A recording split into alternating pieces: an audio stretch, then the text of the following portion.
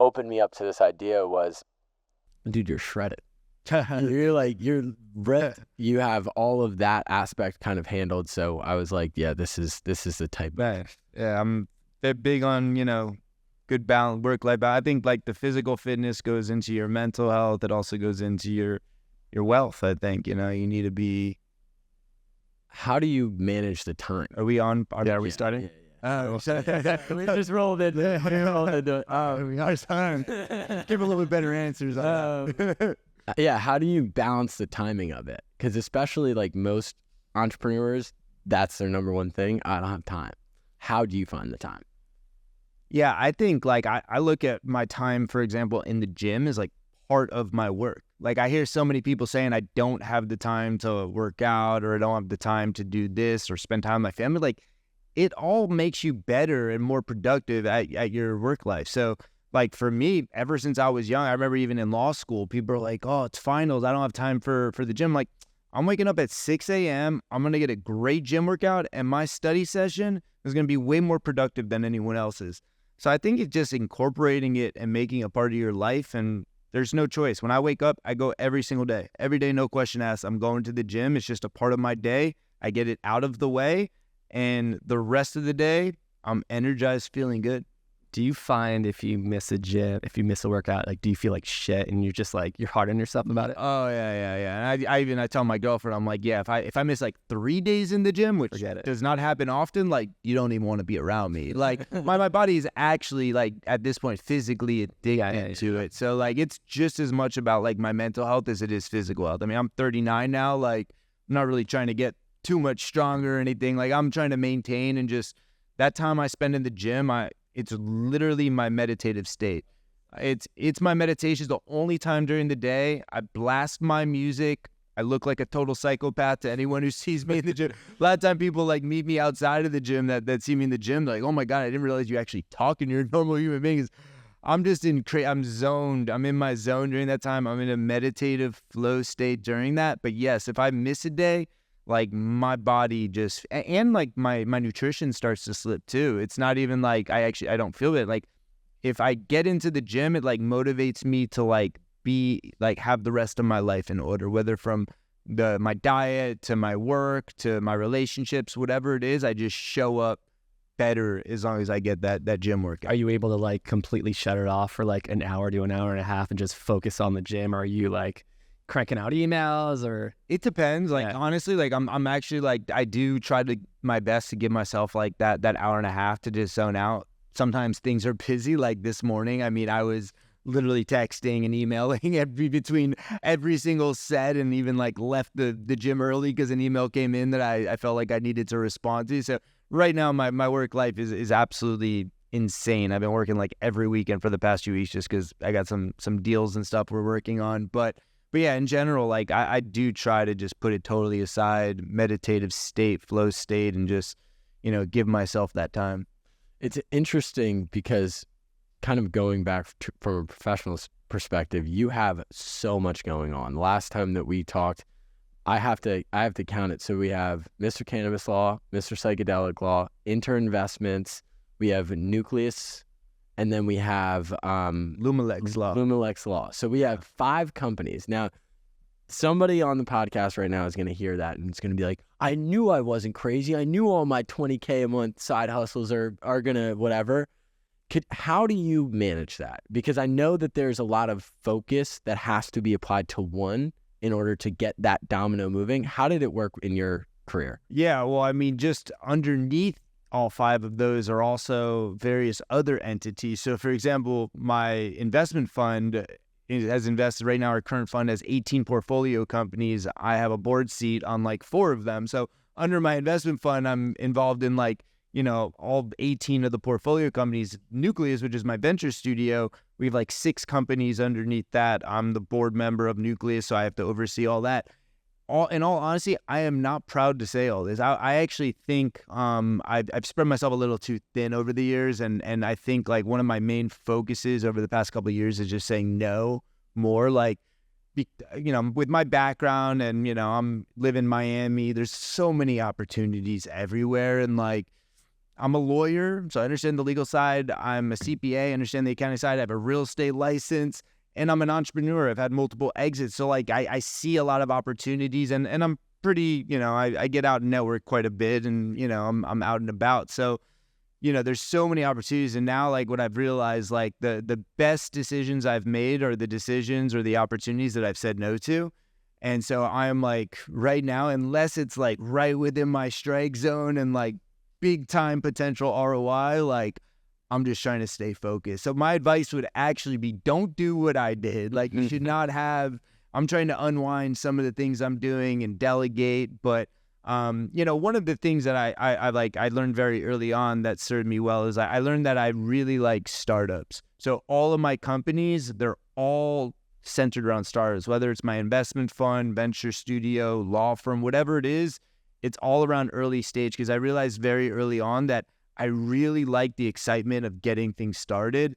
But once I take something from like into year 3 and we're getting up to 5 to 10 employees, I lose my excitement over it. I don't want to be managing all the employees. So like I learned that about myself very quickly. So as a result, I think the key and the reason why I've been able to kind of have all these different entities that are, very successful is that I've been really keen on delegating. Like I tell people, if you run your own business, no one's going to be able to do it as good as you can do it. But if there's someone that could do a task 70%, maybe even 60% as good as you could do it, delegate it. So like even at my law firm, like at this point, I don't really do any legal work. Now there's times where like my team can't do legal work. Like they don't have the experience to do a particular transaction. And I do, I'll turn down that legal work. I just won't bring it into my law firm. And there's times where there's certain legal work that's somewhat complex that I'm like, oh man, I should probably do this. But you know what? My partner, she's amazing, she's going to get it done just good. It might take her a little bit longer or whatever, might not be done as efficiently or effectively, but it's going to be done good enough, and it allows me the freedom to go work on other stuff. So I think that's really, really important. I think people get so caught up, like entrepreneurs, but like I'm going to do this better. Yes, you could do it better, but the opportunity cost of you spending your time doing it is pulling you away from other opportunities you could be pursuing. I think that's an interesting perspective, because the management of people aspect of it is what I think most entrepreneurs, because of the do-it-all, like they do everything. Like many stages in my business, that was what I did. And there's times that I talk to the guys now where it's like, I want to put myself in the game, and everybody kind of, they're like, no, you're good. Like, just like, I have to consciously make the decision to not jump in, because that's innately, you want the ball in your hands. You want to feel that feeling, especially in legal. I can imagine that gets so competitively charging. Like you either want to win or you want to solve the puzzle. Like explain how what got you passionate about that? Yeah. So first I want to touch on something you just said. So I want to qualify my previous statement. When you first launch something, you need to be hands-on. I see too often I hear people saying like, oh, I'm going to launch this, but like, I'm going to build the team. I'm not going to have to do anything. No, like, and even with my investment fund, like we sometimes interview, we're looking at investments or companies. We were talking to founders, and they're like, oh yeah, like I don't plan to do any of that stuff. It's like, no, your first couple years, you're doing everything. You're getting your hands dirty. You're doing absolutely everything. Once you've done everything, and my law firm, first couple of years, I was the only attorney. I did all the work. I did all the invoicing. I did all the billing. I did every aspect of all the marketing decisions, the branding, everything was me. And then once I, kind of did everything and understood like, okay, these are the areas I could slot people in, I was better at delegating that work because of it. So I think like, I kind of want to qualify that delegation statement with like, don't delegate too soon. Like you need to get your hands dirty, do the hard work, then you could delegate. And then as far as like, I think the question was, how do I... The competitive aspect of legal work, like what was there a case or was there a moment where you're like, no, this is my thing? Like, so like on the legal side, so my first few years of practicing law, I was at Holland & Knight, big law firm, and I was mainly doing litigation. So litigation is super adversarial. You're like getting calls from opposing counsel, they're being, a dick. I don't know if I'm allowed to curse on the podcast. They're being a dick, and, it's stressful. You got your clients who are like, spending all this money on litigation. It's really not like collaborative. It's super adversarial. So now for my legal practice, we do have some cases in litigation, but like I try to stay away from litigation. Like I build my law firm in such a way that like we're really focused on early stage companies, and we want to like provide an ROI for our clients. We don't want to be looked at as like a cost center, which is what most law firms, you hire a lawyer, like, oh fuck, I got to pay my lawyer $5,000, $10,000, $15,000 a month, whatever it is. They're just a cost center. I want my clients to like look at us and be like, yo, we pay them 15, but guess what? They've done this, and this for us that has derived this much freaking value for my company. And so like, I like to think of us as actually not being a cost center. We're a profit center for our clients. That's at least what we seek to achieve for our clients. And so it's not as competitive in the context, like we're not litigating, right? So we're not competing over someone. It's really just being collaborative. And the other thing I've learned, like a lot of what we do is contract work and negotiations. Early in my career, I made the mistake, before I had my law firm, I was running a manufacturing company, and we grew to around 50 million in revenue, and, it was a successful company. But I was young. I was very young. This was like 28, 29. And like, I remember I negotiated a contract that was like a supply agreement, and we like hammered the crap out of them on the cost of it. They were going to supply us raw materials, and I negotiated such a good deal for us. I was so excited. What ended up happening is the supplier, it was such a bad deal for them. They had to cut corners. They couldn't, like, the logistics were a mess.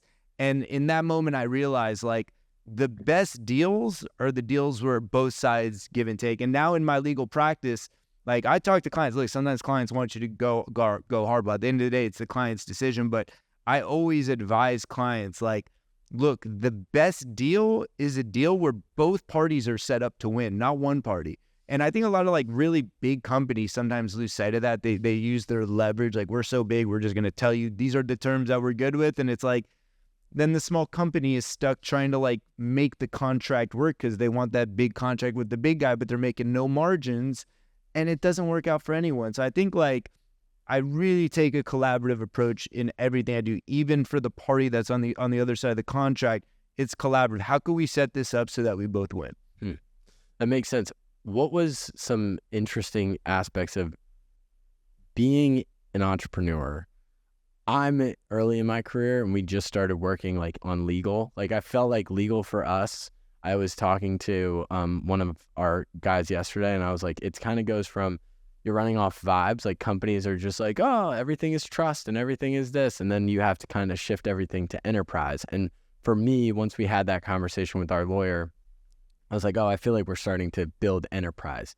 Did you feel like that when you were building? Like when did you get your legal team involved, or how did you start it? Like the moment you're negotiating contracts. That was like in the beginning. Yeah. You have a partner, you're like, all right, we got to figure out an operating agreement, right? Like you can work on a handshake, but it's always best to just get it out of the way so you can move forward, and you don't have those lingering conversations. Like just get it done. So I mean, you're better than like 95% of partnerships, because I tell you, like so many times we do a lot of partnership agreements, and so often they come to us after the fact once there is an issue. I tell people, like, every time they come to us on the front end, they're always like, oh, it's my brother or it's my friend. Like, look, you don't partner up unless you guys trust each other. It's the same thing as marriage. No one goes into a marriage thinking they're going to get divorced. It really is. A partnership is very similar to a marriage.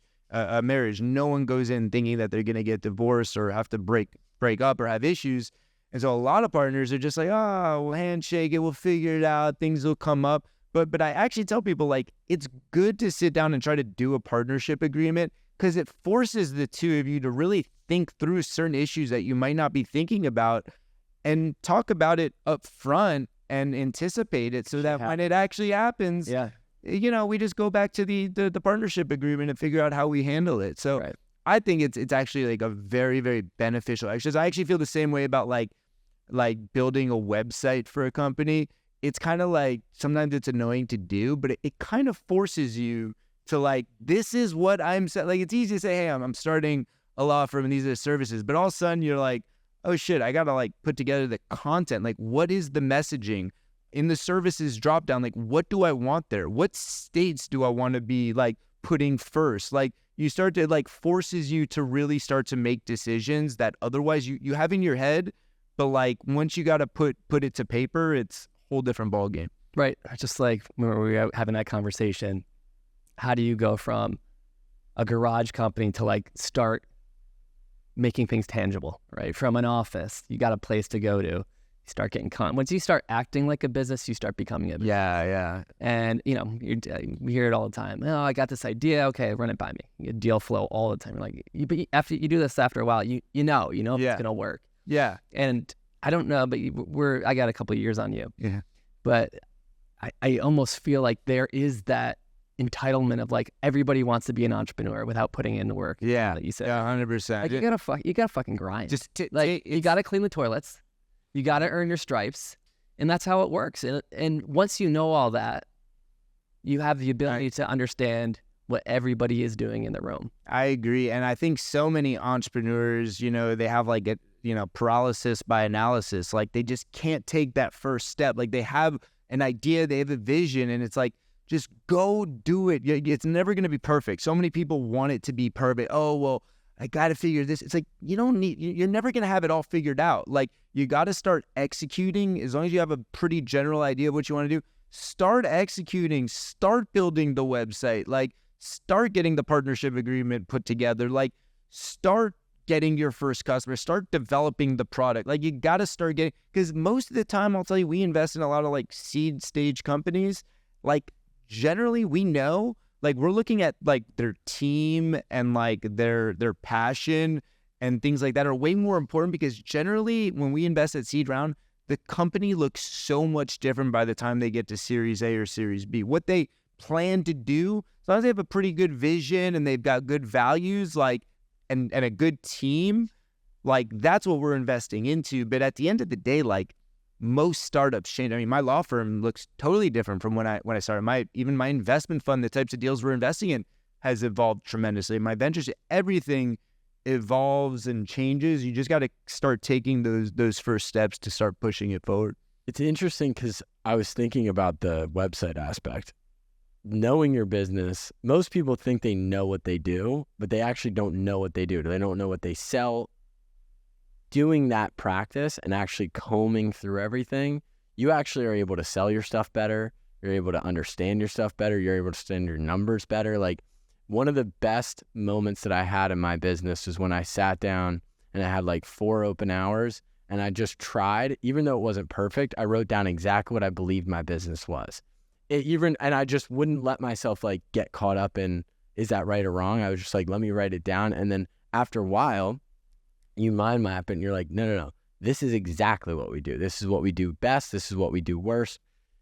From a seed, you've looked at companies, obviously your law firm runs off like an MRR. I'm guessing it's more just, it's a cash business. You didn't need to fundraise for it. What is the difference between a business like that and then the businesses that you invest in that are going through seed stages? That do you invest in pre-revenue?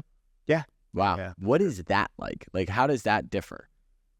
I was just on the call with on the way here, I was talking to my partner at my investment fund, and it's a lot of, it's risky, man. When it's pre-revenue, you don't know what you're getting, but like to like answer on the law firm side, what's interesting, a lot of people don't realize, like law firms you can't have non-lawyer owners of a law firm. So I cannot go out and raise capital from a non-lawyer, right? I can't go out and do like a seed round, $2 million round for my law firm, which is unfortunate. So like you're kind of, in a way though, it's like a blessing, because sometimes money could be a curse. Because like if you go out and raise $5 million, you're kind of like trying all this different stuff. You got all this money to play with. When you're cash strapped, like you're forced to figure out your core competency. You have no choice. You need to be so efficient with your use of capital that there's very little to no waste. So I think some of the things that are like, I've seen so many companies go out and raise $20 million and 24 months later, they're out of money and they don't know what their business is, what their core competency is, what their competitive edge. So more capital is not always the best thing. The reason I say we invest in pre-revenue, we invest in a lot of biotech drug development companies. So that's like pre-revenue for like 10 years. Like you're literally, it's just spending money on clinical trials, and we invest in a lot of that stuff. Right now it's not a good market. It's like biotech is like all-time lows as far as like valuations go, which means it's actually probably a good time to be investing. But so yeah, like those types of businesses, it's like if you're in a market where capital's hard to come by, which right now that's what we're in, very hard to raise capital right now. Those businesses are hard. When you're a revenue producing company, you can slash your costs, try to get your revenue up, get to break even, get cash flow positive, kind of wait out the market. But when you're a drug development company, it's like, if you ain't spending money, that means you're not moving your clinical trials forward, which means you're essentially just dead. Do you find you've got some superpowers, clearly? I mean, to be an attorney, to have your CPA, I mean, those are some pretty badass superpowers, as you're building businesses. Would you say do you have the creative chops as well? Like because you were talking about how you like to build. Yeah. Usually in that build is the insanity of like the unknown. Yeah. Well, the licenses I have at the end of the day, it really doesn't take the smartest person in the world to be a lawyer, or even a CPA. I'll be honest. There's a lot of bad lawyers, bad CPAs, and like I kind of say because that's like an entry, and it like gives people for whatever reason assign some level of respect to it. But one of the things that I think was very beneficial for me very early on in law school, I was very into my grades. I was like top 4 of my class, and my brother, who's 7 years older, he's an attorney as well, and one of his friends, who's probably the most successful attorney I know, and he was crushing it while I was at law school, is when he was taking off, he basically said to me, he's like, Dustin, I know you're a good student. He's like, I was at the bottom of my class. At the end of the day, it's how good of a business person you are. Don't ever forget that. And it stuck with me forever. I still tried to get good grades and all that stuff, but at the end of the day, there's a certain level of intellect where it just doesn't matter. If you're top 30% of your class, enough. You don't need to be number 1, number 5, number 10 of the class. It doesn't really matter. Once you're beyond that level of intellect, it's all about how you do business, how you communicate with people. It's a lot of people skills. Yeah. It's being able to earn people's trust and interact with people, manage people, negotiate stuff, be out and networking. So, that was like very early on, during law school. I knew that I wanted to be at the top of my class, but I also wasn't willing to just like rest on my laurels. Like, oh, I got the highest, I got great grades, so everything's going to be handy. You see that so frequently. And even in my hiring, I'd actually prefer to take like a UF law graduate that's like top 20% than some Harvard kid who literally expects things just because they went to Harvard. Yeah, it's entitlement. Yeah. I want someone who's hungry, that wants to continuously prove themselves. And as long as you always have that edge, you're always looking to prove yourself, always looking to get better and work harder, you're gonna succeed in this world. Such sound advice. Like you always want to root for, who doesn't want to root for the underdog? Yeah, and by the way, work harder. Interestingly enough, even Holland & Knight, the firm I worked with, big firm, like I actually got a little bit of taste of that there. Like they liked recruiting from like UF and UM. Like I would interview people. I was a young associate, but they usually like the interviewees to talk to associates, and they would actually, from my experience, I don't know how that, I haven't worked there in a while, but like they definitely assigned value to the go-getter who went to UF, who did well in their school, who, maybe didn't go to Harvard. That Harvard kid probably isn't going to work as hard as that UF kid. For sure. Especially now. Yeah. We're seeing university. Yeah. Although now UF is like impossible to get into. So it's practically, maybe I should be talking about like Nova or FIU. All the Florida schools are very good though. I went to UF. I went to University of Florida. Yeah, I did my undergrad, my master's in accounting, my law degree at UF. Okay. Yeah. So was there, at what point, you talked about in the early days you were in manufacturing. What kind of manufacturing? Believe it or not, we were manufacturing roofing products. Interesting. Liquid applied roofing products. Great business. To be where you are now is insane. Yeah. We talked about that on the last podcast. Yeah. Well, it's funny. Like I went from like Holland & Knight, suit and tie, like, any conference I went to or networking event, I was wearing a suit and tie. Then I was in the roofing world. And like, I remember one of the first conferences I showed up in like a polo shirt. They're like, man, why are you so fancy? I'm like, I had to like fully strip it down and like, it's very, very casual, like chill industry. But I mean, we were selling to roofing contractors. They didn't want some snazzy lawyer pulling up in some nice car with a button down. They wanted someone they could relate to. And, you learn that. That's what sales is about. It's about relating. I'd tuck out my shirt, mess up my hair, and, try to be on their level. Yeah, that totally makes sense. So now being like when you got done, because the story goes, you basically go on a sabbatical. Did you exited that company? Yeah, we exited. I'd sold it to the other owner of it. He basically bought out my shares. And you have a year off and you're just kind of like, you're like, let's see what happens. So what happens next? And then how do you end up where you are now? Yeah, so I mean, I kind of like...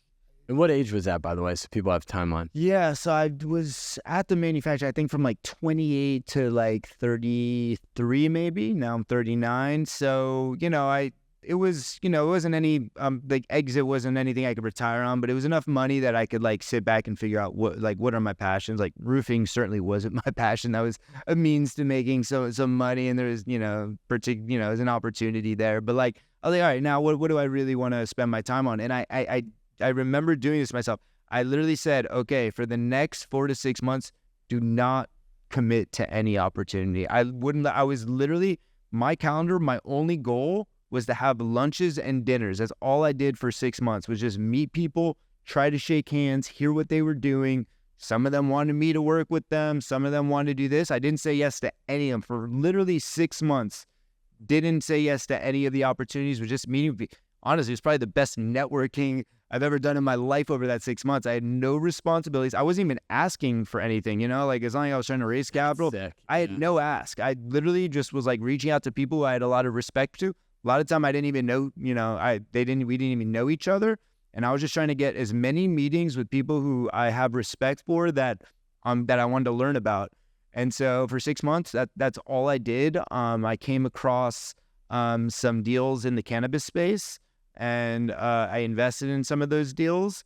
And in all the deals I was seeing in that space, they all needed legal help at the time. Like the big law firms weren't representing anyone. And so like informally, I was like helping them do legal work. I didn't want to get back into law at all. Like I was an entrepreneur. I'm like, I want to do entrepreneurial stuff.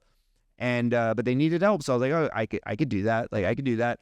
And before I knew it, I was just getting like a lot of referrals to do like complex commercial transactions in the space. I was like, I guess I got to start my law firm. Then I separated out my investment fund so that like I had the separation. So my investment fund became Eater Investments. My law firm, now it's called Lumalex Law. And then I also had a consulting firm called Mr. Cannabis Law, which like basically because I did so much non-legal services, I decided to create that. Like we were doing real estate procurement, financial modeling, all sorts of different stuff outside of the legal scope. So yeah, that's kind of how it all developed. It really started off, I was just investing and, people needed legal help. I was like, I guess I should probably start an actual real law firm. So I started the law firm and continued to look at deals and invest into deals. And, it all kind of evolved from there. Were you focused primarily in Florida or all over the country for cannabis? So at first it was just Florida. The Florida cannabis market, though, does not lend itself to a small law firm. It's just because of the structure in Florida. The companies are very large. You almost need to be large to operate in Florida. My law firm is really built for like the small to mid-sized company. So very quickly I realized I had to go to other states where they had different like legal structures. So, we do a lot of work in New York, New Jersey, California, so we started hitting different states that kind of fit where it's like small to mid-sized companies.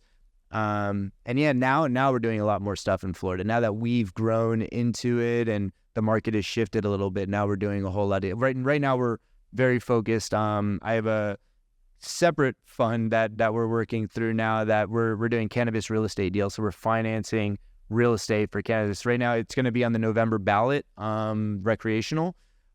So we are expecting that to pass. And if that passed, every one of the operators is going to need tremendous amount of capital to scale their real estate infrastructure. So we're basically looking to be the real estate, acquire the real estate for them, lease it to them, be able to get insanely high cap rates on cannabis real estate for a variety of reasons.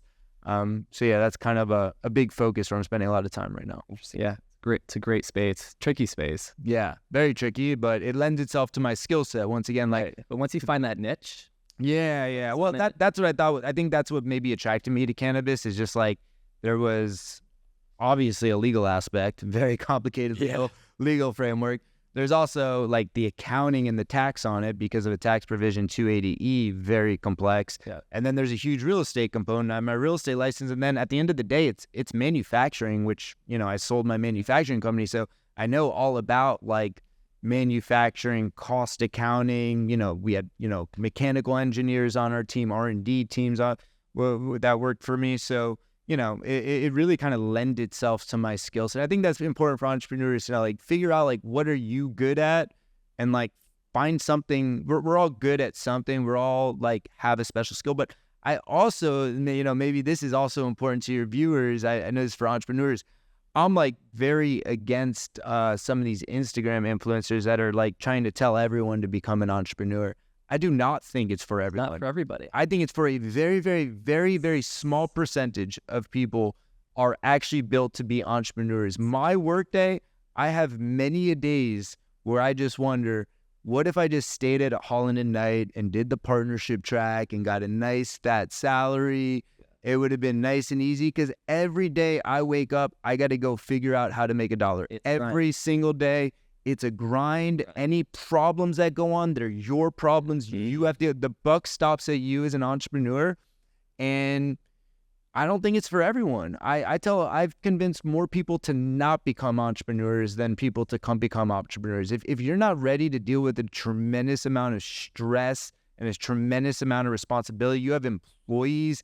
Employees are gonna, you know, have family members that die. They're going to have health problems. Like, all of their problems are your problems. So true. If you're not able to absorb that and handle that mentally, spiritually, financially, go take a salary job. And it's heavy. Yeah, it's heavy. It's a heavy load. I mean, I'll share with you. I had a serious burnout around 2018, like mental breakdown. Same thing. Like, and it wasn't from the space of things weren't, you know, I had a hockey stick business. Everything was going in the right direction, right time, right place. But I was so fucking burnt out. Yeah. And I almost created this business, and I siloed myself because I built these teams. And I mean, but what registered to me or resonated to say, when you were talking about hiring like these Ivy Leagues, right? That was probably one of the biggest mistakes I ever made, was hiring. Like, all right, it's time. Like, I need a break. Let's bring in some upper management that can help run this business. And, you know, long story short, you got to learn those lessons. You have to learn those lessons. But I mean, I literally had to take about a year off, and I want to kind of pivot this conversation around psychedelics. Was there something in your path where you're just like, I need to take a break, I feel the burn, or like, what do you do for the burnout? Yeah, I mean, you know, it's funny. Like, I have a lot, like, number one, just like to one of the points that you just made, like, as an entrepreneur, like a CEO, like, it's a lonely place to be, right? You have no one holding you accountable. So like, I've had a life coach for a very long time, Matt Saverick. He's unbelievable, holds me accountable. Like, he's just a sounding board. You don't have that as a founder. And I encourage a lot of, you know, founders or entrepreneurs to have a life coach, someone who's going to be there you could talk to, not an employee, not like an executive at your team, like just someone who's like a third-party outsider, I think is absolutely key. And like, you know, but I also have a lot of mentors, and, you know, a lot of the advice I get, I really don't take very many vacations. I don't. And maybe I should. I do think I should, and I think later in life I'll start to take some. But like, like people tell me, I've been telling me my whole life, you're going to burn out. And I'm like, look, going back to our original question, as long as I get my gym for an hour and a half every single day, like my relationships are good, you know, with my family, with my friends, with my girlfriend or whatever, I'm good. I go work 20 hours a day. Not 20, I also need my sleep. Yeah. So good sleep. That is true. So get my sleep, get my workout, have good relationships. I don't really need the vacation. I actually think it's somewhat of a negative thing when people are working all year just to get to the vacation. It's like, no, most of your year is working. Find the pleasure in the work. Or even like, I hate, like, I'm not a big guy who's like, oh, thank God it's Friday. Like, it's the fucking weekend. It's like, yo, you're working 5 days a week and you're waiting for this one day to come so you have 2 days of rest. Like, no, you need to find pleasure in that Monday through Friday. So I wouldn't say like I'm not giving advice to not do vacation. I absolutely think you need time away and you need to refresh yourselves. And the times I have gone on vacation have been very beneficial and trying to get myself to do that. But I also think it's just a different outlook. Just don't look at that vacation like that's what you're working towards. Find the happiness and the contentment like in your everyday work. You able to unplug aside from the gym? Yeah, I think I'm getting better. Like the reality. So I never tried any drugs up until about like 4 years ago, which is ironic because I'm in the cannabis and psychedelic space, and so like I was always just very focused, like fitness, school, work, like very disciplined. Like sometimes girls say like I like a guy who's spontaneous. Like I'm not spontaneous at all. Like I like to know what I'm doing and everything's very sure. I want to wake up at this time. I want to go to sleep at this time. Very structured. And I will say one of the things, I had my first psychedelic experience about 4 years ago. And since then, this gets to a previous question you also asked that maybe I didn't answer about my creativity. I don't think I'm innately creative. I'm definitely more like, numbers and legal, but like it opened me up to be, through my experience with psychedelics, it opened me up to be more creative, be more spontaneous, give myself that time away where I could really break off. Because otherwise, like out of law school, my first 3 years, it was just like all I wanted to do was work, and I enjoyed it. Like I just wanted to work and like make money and like establish myself as a professional. But then you start getting a little bit older, and you're just like, all right, you're missing out on experiences. Experiences are very, very important. So right now, like I'm at a point in my life where I'm absolutely making time for the experience. There's something that you said earlier on that was very relatable. Like I like the build, that phase of the unknown, and it's not for everybody, and that's fun. Like that's after a while. I mean, I've had my main business, my core business for 17 years. There's just not much to do for me. So for someone who likes to build, it's tough. It's very tough. It's very tough. Very tough. I couldn't imagine 17 years doing something it's hard to have that same passion, excitement. Like I remember when I first started my law firm, like I was like so nice to every client. Like I was just like the best, like, oh, I'll do this for a discounted rate. Now, like, I don't answer calls at my law firm because I just don't have the patience. Like, thank God my partner is way more patient at this point. I just don't have that passion, that excitement. I'm just, like, not there. So I think, like, I think it is, but then you have other people who, they don't like going from 0 to 1, but they're entrepreneurs. Great at taking it from 1 to 5. And I have a lot of respect. Like, there's executive CEOs. Sometimes I see, like, Starbucks appoints a new CEO. I'm like, oh God, who wants that job? Like to be the Starbucks CEO of all these employees, but that, he's not trying to start something up. He's an expert at organizational structure and management and strategy and all the other crap that goes on. I like the exciting kind of entrepreneurial startup stuff. The hustle is, I think I sit in your boat of just like, I actually had a call the other day with somebody from college, and I'm 4 years removed from college or 3 years removed.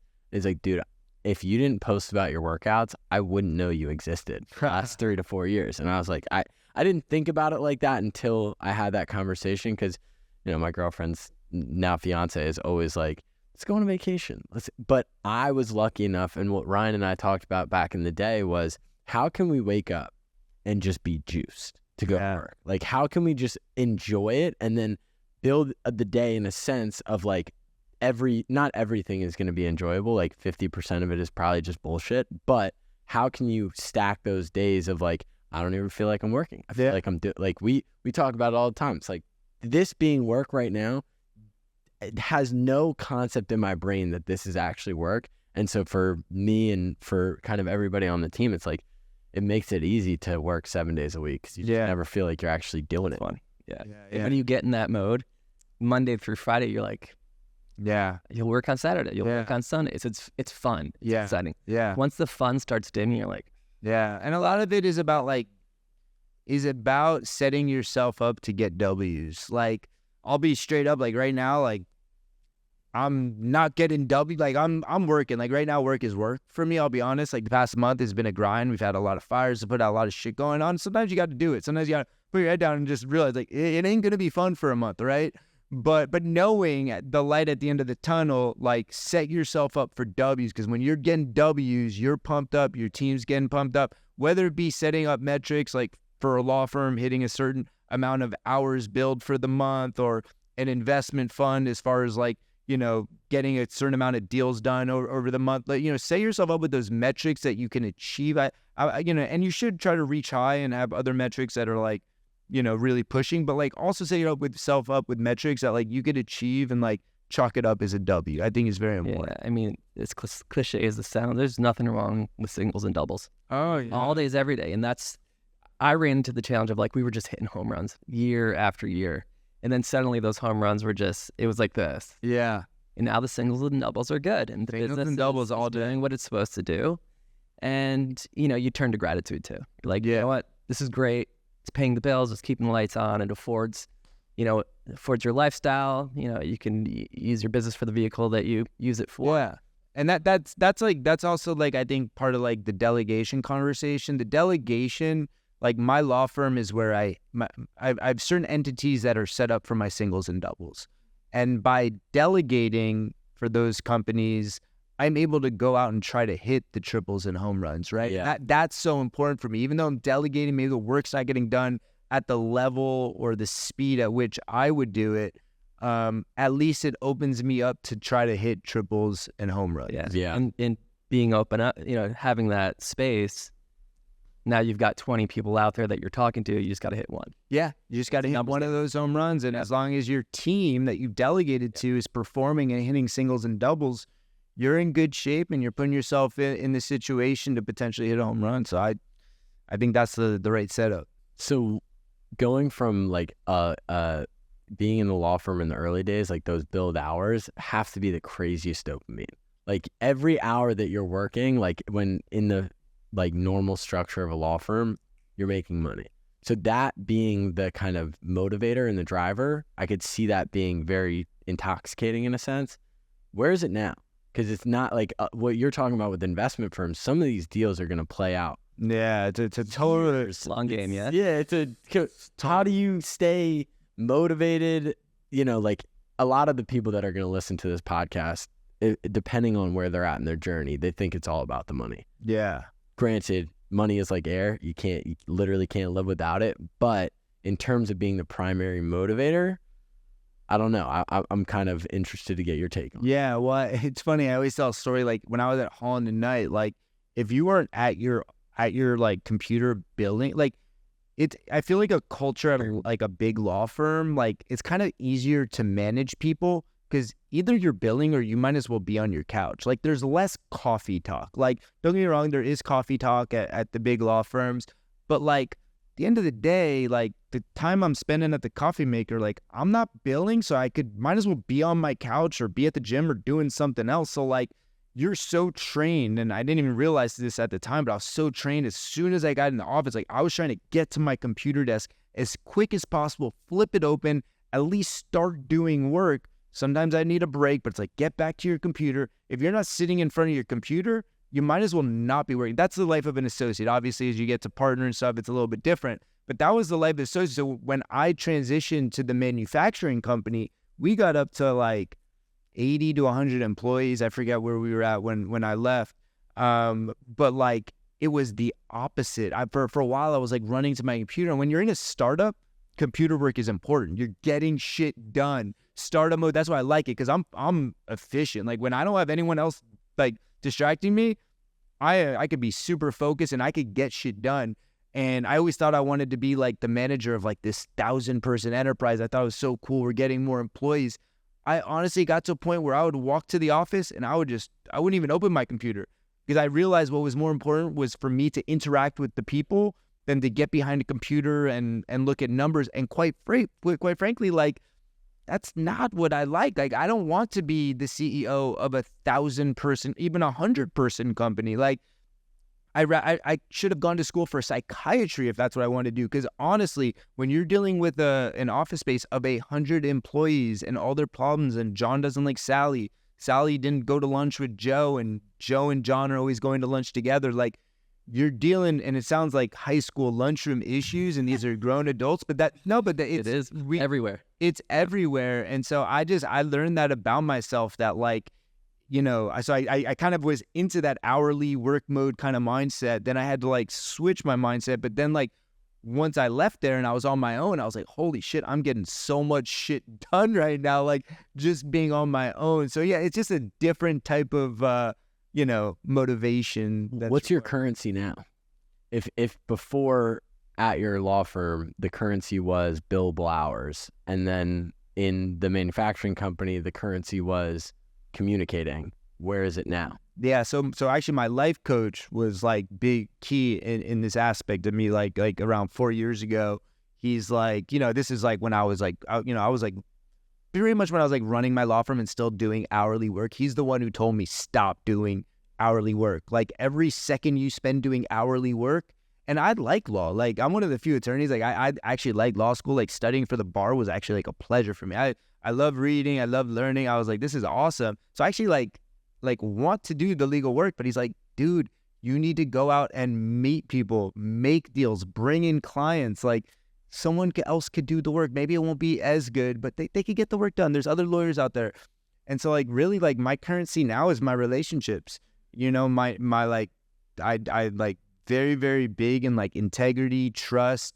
I take very strong offense if anyone ever says like, I don't trust that dude. Like I want everyone in the room to be like, if I go into business with that dude, or if I do a deal with that dude, he's going to work his hardest and try his best that we succeed. It's not always going to work out, but he's going to do his absolute best. And one of the things I learned in business from actually a person, and an older individual who worked at my manufacturing company, who was very experienced. I'm so used to contracts, and what I use this line all the time now, like in business, things will go bad in a relationship. A contract, a supplier is late on shipping, or a customer has a complaint. Things will go bad. You shouldn't judge someone based on whether something went bad. It's how they deal with that bad situation. And I tell people that all the time, because me being a lawyer, I'm so used to going to the contract. Like, what does the contract say? You actually know people, when you're trying to figure out a tough decision in business, just think to yourself, what's the right thing to do?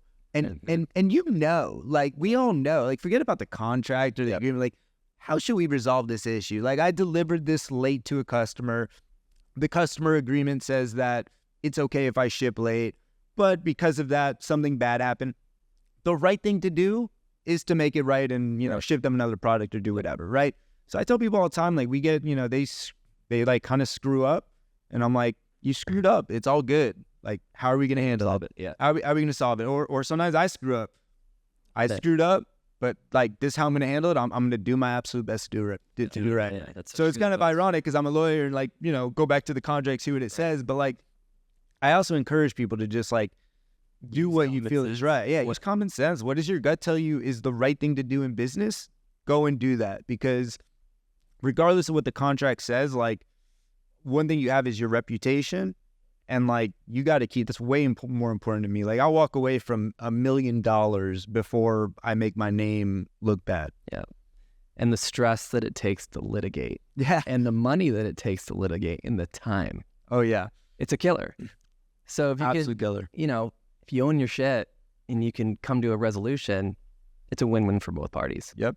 Couldn't agree more. Yeah, it's the stress of dealing with any sort of business dispute in an adversarial. That's the reason I try not to do litigation. I don't want that. Unfortunately, we don't live in this world all the time. Yeah. Exactly. But, it's kind of like picking your friends, right? You want to go into business with people, going with the mindset like, ideally, you see the good in people. Let's see how they handle problems, because that's when people's true colors shine, for sure.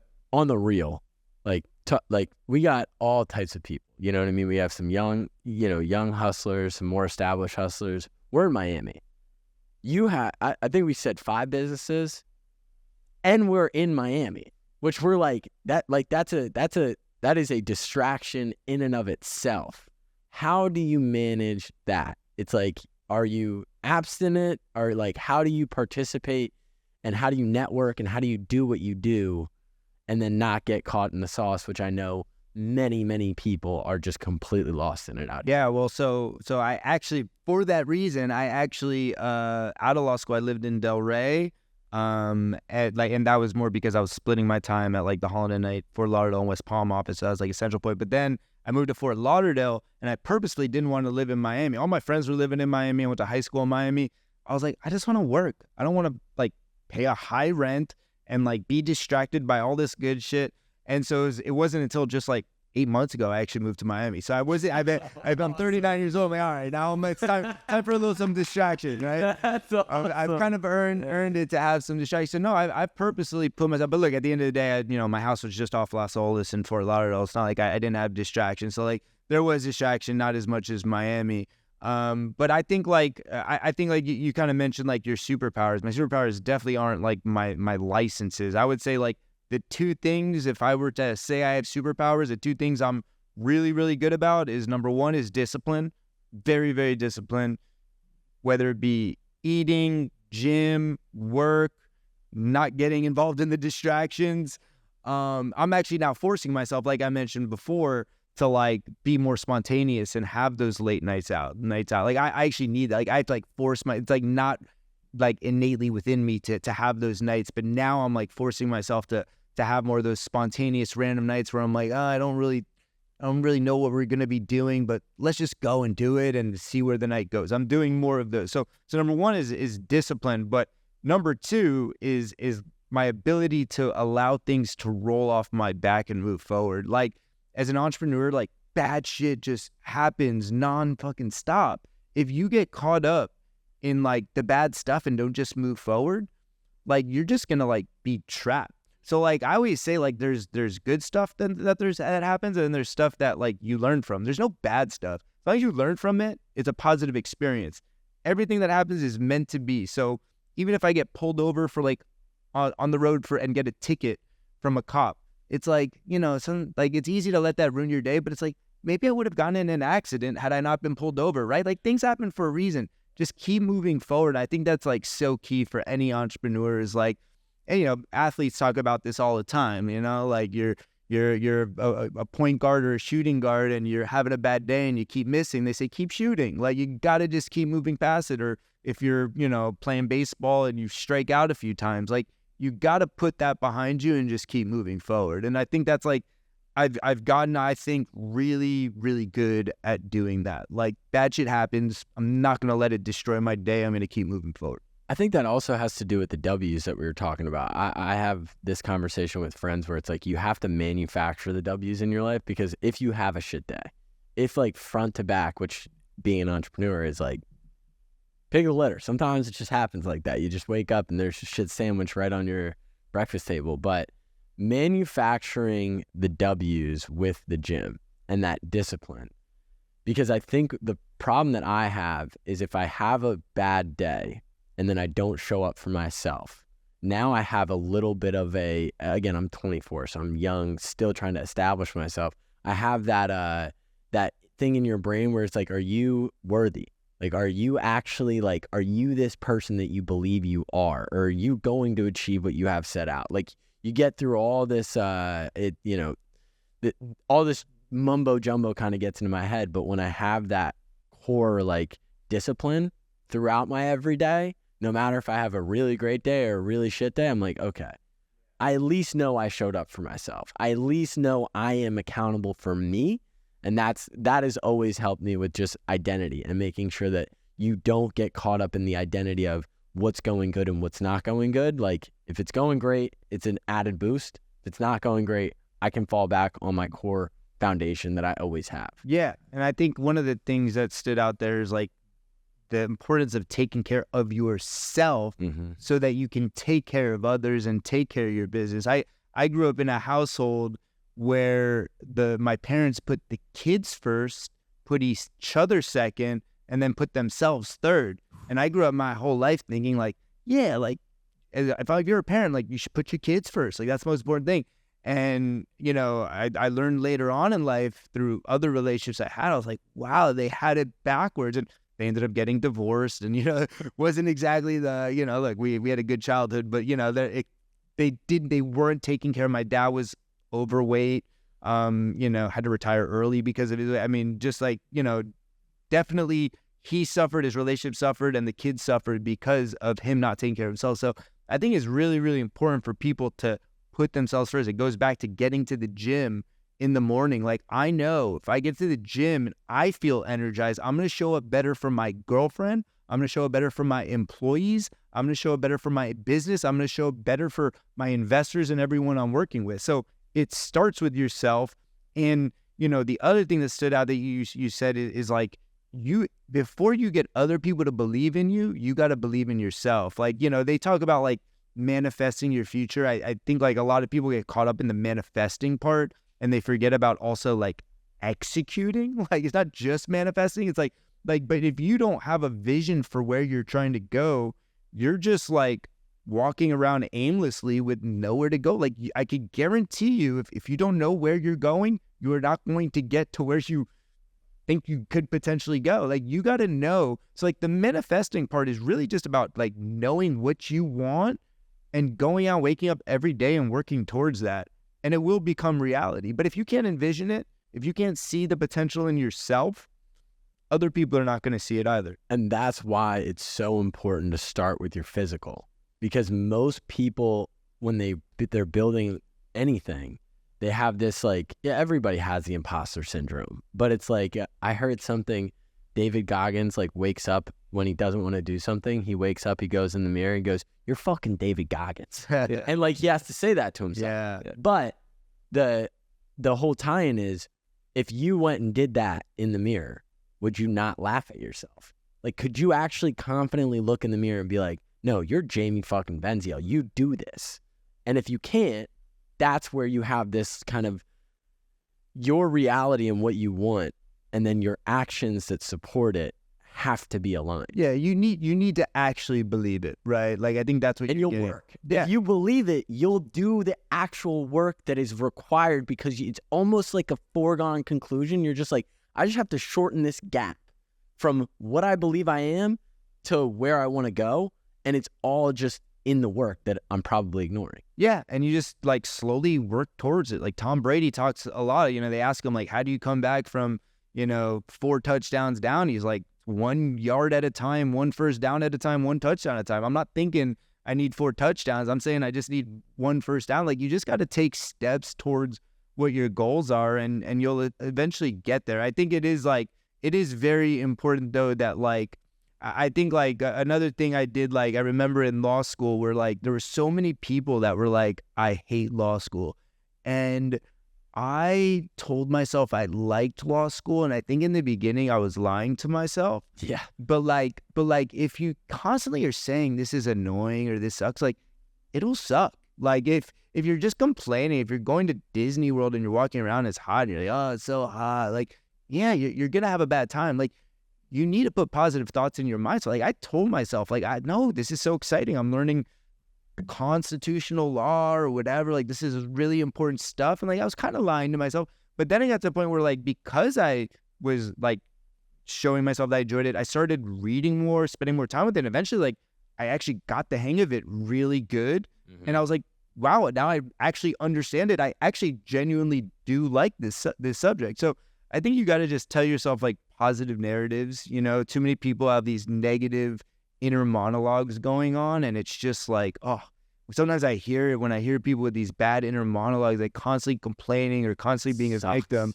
and I'm just like, oh, you're killing yourself. And you're also like, I believe in the energy of the room. Like when you're hiring, like we've hired, and that hasn't been figured out in the person, and I was like, this sucks to be around. Like, because you're looking at somebody that's saying like, let's take the Disney example.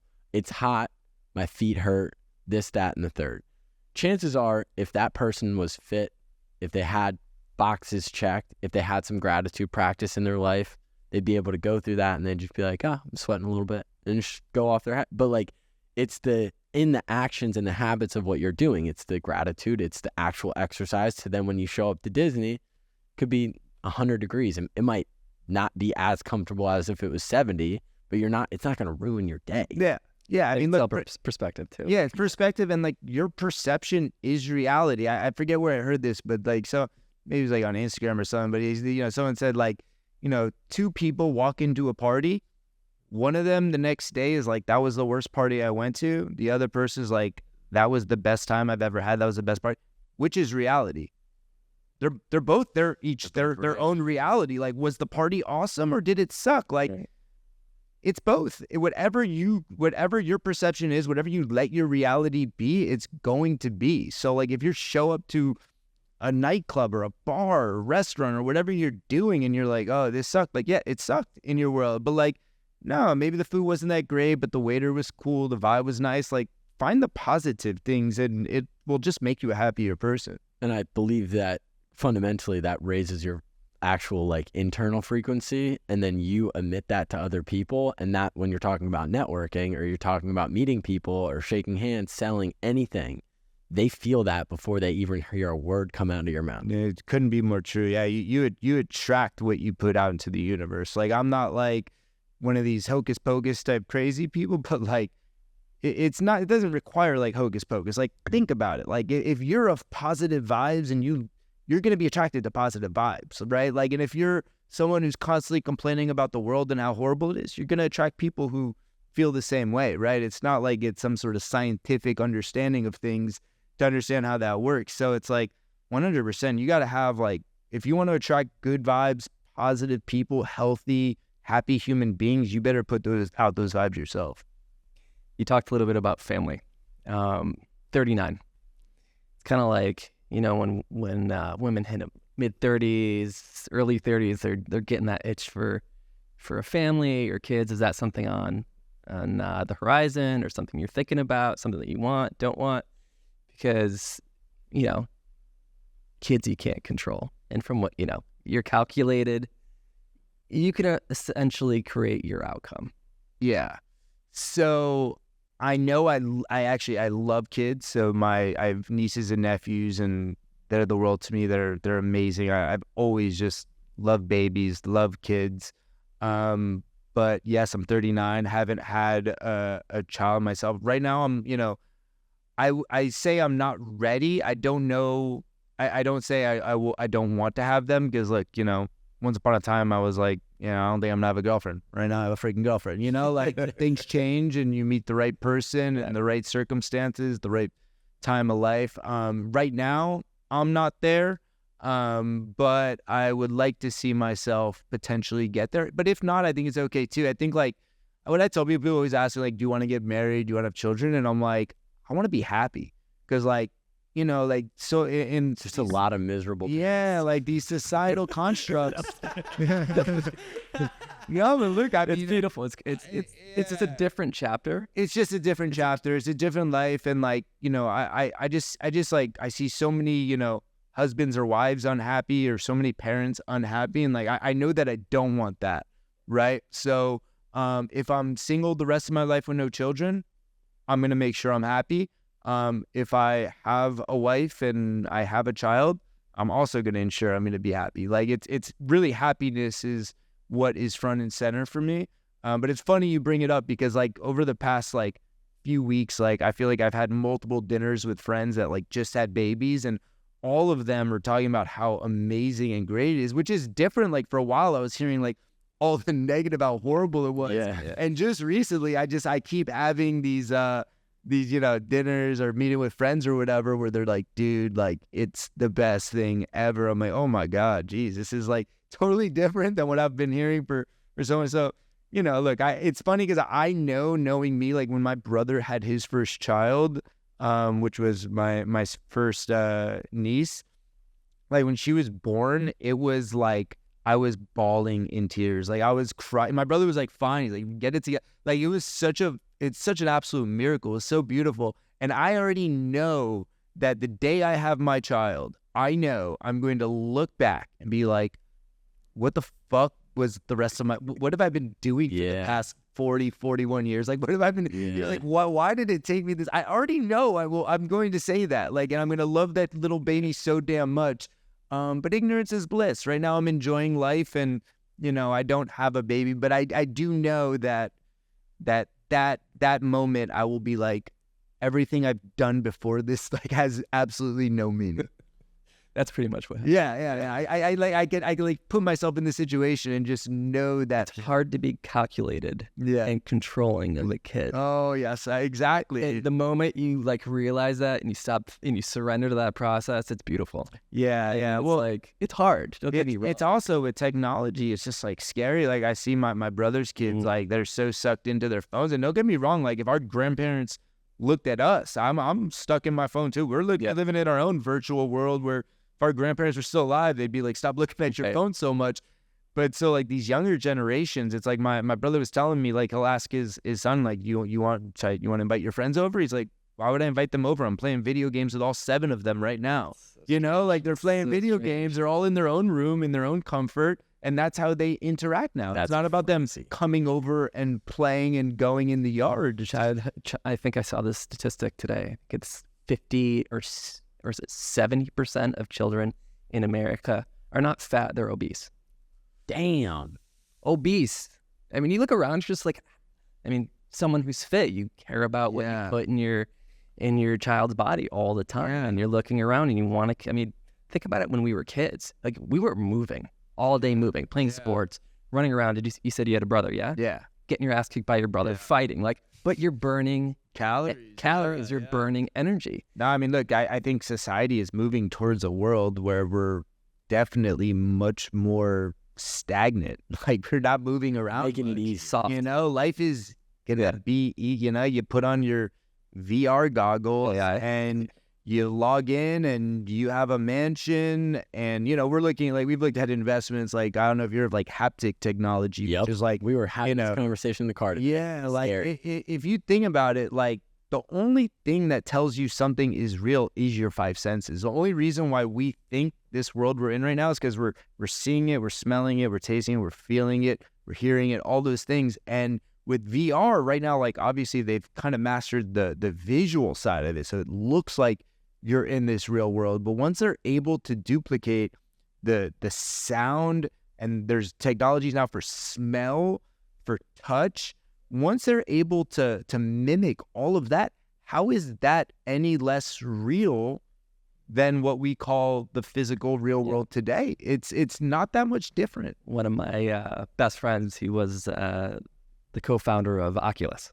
Okay. VR. Great investment. Yeah. Anyway, he was spot on. He's like, listen, it's not here yet. They sold it to Facebook at the time for, I don't know, billions of dollars. But the technology wasn't even remotely close. He's like, this is going to be 10, 15 years out. And Meta took that bet. And we're still not there. So we've made some investments in VR. Yeah. It's awesome. I had my first call. The first company we invested in VR is called Trip. It's a meditation app. Absolutely amazing. My first call with Nene Reeves, the CEO, which is actually Keanu Reeves' cousin. She's big in the VR world. During my first call, I literally ordered the Oculus. I was so impressed with what she was telling me. She showed me some of the things the company was doing. I ordered the Oculus. It got to my house. I tried the Trip experience. We invested, and I was like, wow, this is amazing. This VR is going to be the future. And then I put it in my drawer, and I never used it again. And I think that's the case with VR. It's so cool and so novel when you first use it, but the hardware, the Oculus, the headset's just too big. They need to get to a point where it's more simplified, easier to interact with. Glasses. Yeah. But right now with where it's at, Meta made a huge investment in the metaverse, and I think it's probably been a failure for the most part. People are not ready to just fully step into that virtual world yet. But I think it's coming. I do think especially our age. Yeah. The younger demographic, they're living in that shit. Yeah, exactly. I like to get out, get some fresh air, see the sun. I agree. My brother's kids, I think that that generation will be much more open to, working in VR. They were trying to create VR workspaces where you could do meetings in VR. And it's our generation, we don't want to do that. But, I think generations after us will be more open to it. I don't know about you. I find it so hard to have virtual meetings. Yeah. Like I miss Can't just stand that. face-to-face contact. Like It's funny you say that. energetically, you can feel it, like you know, right? Like something's going on. It's so hard. I mean, we've been living this way for 4 years. It's funny you say that. Like, I agree 100% that, like, it's so much more effective and powerful to have an in-person meeting, so much more, but it's so much more efficient to do virtual. It is. So when we were raising our last fund, our first fund, it was like during COVID, and my partner, who is an experienced investor, he's had multiple funds, he said to me, he's like, Dustin, you have no idea how efficient this has been. We literally just sat there all day on Zoom calls talking to investors. He's like, back in the day, I would literally have to fly to New York to shake a guy's hand and have a 1 hour meeting. My whole day is gone. I had to fly back. Like, we were literally sitting there at one point where it was like 7 a.m. to like 9 p.m. We had calls every hour on the hour with investors and just pitching. Yeah, nonstop. Yeah. He's like, Dustin, this is like the most efficient way to raise capital. That makes sense ever, for sure. Yeah. So from efficiency, but at the end of the day, like, absolutely, if you're trying to do like a big deal and get to know someone, like, there's nothing like get together in person. The quality of that connection. Yeah, 100%. If you're able, I think it's so interesting, the idea of raising money. Obviously, I've only run an MRR-based business. It operates off of its own cash flow, never took in money. What is the feeling like? Because obviously you're fundraising. Somebody is giving you a check for millions and millions of dollars, expecting some type of return. Like, obviously with their investing, I'm assuming they're understanding of it's going to be a longer play. But what does that feel like from you, from an accountability perspective? Like, was that different going from law to this? Yeah, I mean, I will tell you, I'm way more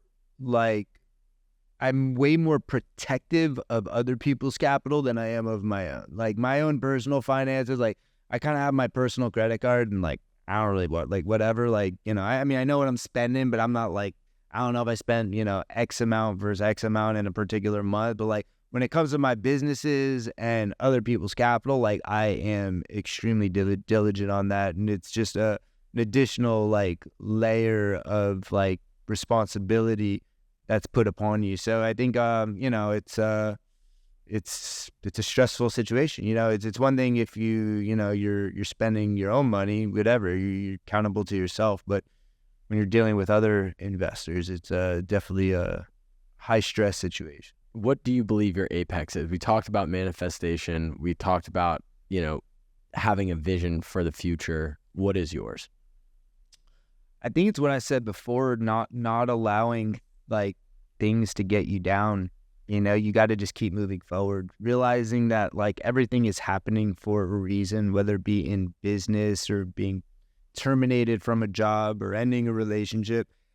Oftentimes, some of the most traumatic experiences in your life, and I challenge the viewers, yourself, I challenge you to think of some of the most traumatic, where you had some of the most stress on yourself in your life. You're getting fired from a job or breaking up with a girl. That in that moment, it was like your world was crumbling down.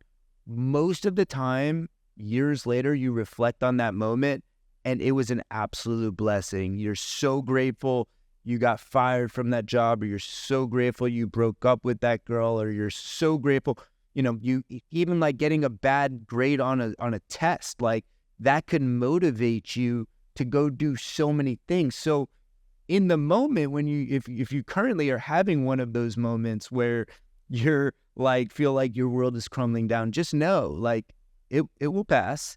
It will pass, and you'll likely look back on this moment and realize it was a pivotal moment in your life that needed to happen. Now, there's an exception to that when it comes like things like death or health issues, some people dealing with that. But even those things, if you could get the right perspective, like, unfortunately, those are guarantees in life. They're going to happen. And rather than letting them destroy you, I think it's very important to try your best to grow from them.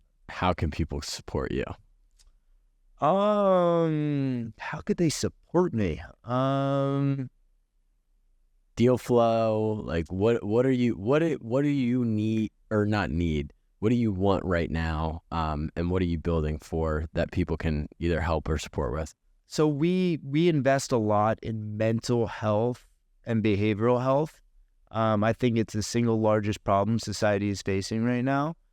And the current pharmaceuticals are just not good. I think it's, we're in a situation where it's just, people are suffering and like, we just don't have the solutions we need. So we invest in alternative solutions for those medicines. So my ask would be for people not to give me money, but to work for me, but to go out and learn about like alternative solutions for mental and behavioral health, and go out and spend some time and try to help someone, and let people know that you're there for them, because people are really, they're struggling, and honestly, it will serve you. I mean, they say you get way more value from helping someone else than you do of helping yourself. Reach out to someone you think is struggling and offer help, because people are struggling. Like, get involved, try to help, try to have an impact. And I think, that's the best thing you could do for me, like, take care of yourself, take care of the people around you, take care of your community. I strongly believe that I will feel those ripple effects in my life. And if everyone's doing that, I think we'll all live a much happier life. I'm into that. I'm beautiful, man. Thank you, man. Appreciate it. Yeah.